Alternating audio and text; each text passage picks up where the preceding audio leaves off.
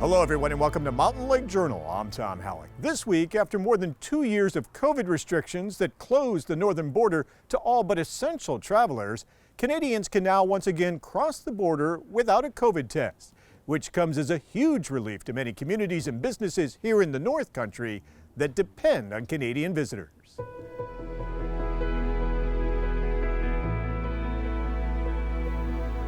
Reunited, and it feels so good.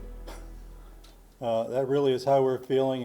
On March 21st, 2020, the northern border shut down for all but essential travelers and stayed closed until late last summer, when the border reopened to both Americans and Canadians, but only if they were vaccinated and had negative COVID tests, an expensive and burdensome requirement that kept many away.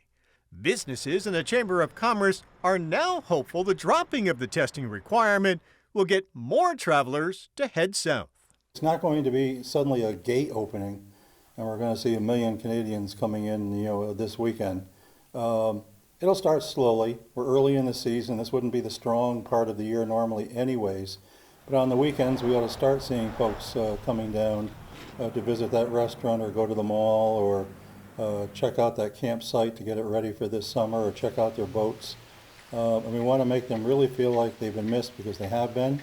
Everybody reinforce the message, everybody, over the next several months to welcome those that come down and to encourage those to come down. And that's just what the Chamber is doing, launching a new marketing campaign to welcome Canadians back, with signs and flyers for businesses to put up, as well as these ads to post to social media. Hi, I'm Michael Cashman. I'm the Plattsburgh Town Supervisor. From downtown Plattsburgh to uptown Plattsburgh, we can't wait to welcome our Canadian friends back to our restaurants, our hotels, and our shopping centers.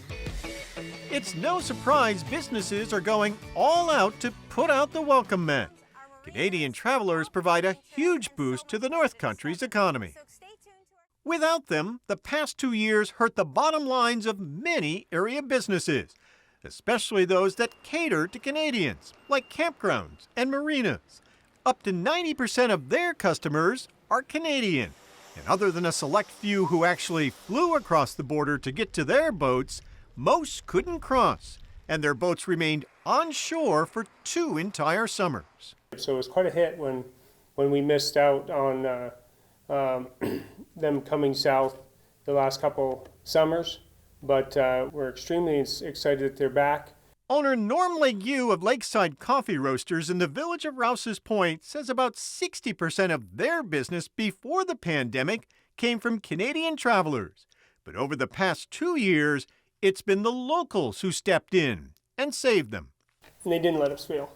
So our wholesale coffee accounts are as strong as can be. They supported us and ordered coffee through the whole time frame. So we built a different business, and now to take the business that we had pre-pandemic, which we think is going to come back twofold, I think we're going to be in for quite a ride this summer. Other businesses, like the mall, are hoping to lure back customers.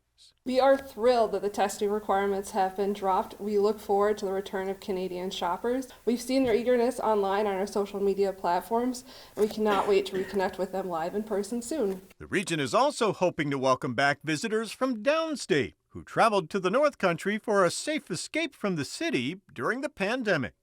And so we saw more New Yorkers and downstaters and people from New Jersey who said, let's head for the mountains and the lakes.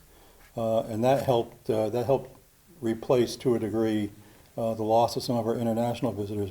If we can hang on to an increased visitation from downstate in New York, because they've come up here and discovered us finally, in many cases which they hadn't done before, and will continue to be here, and get our Canadian friends to start coming back, what a next couple of summers we ought to be able to have.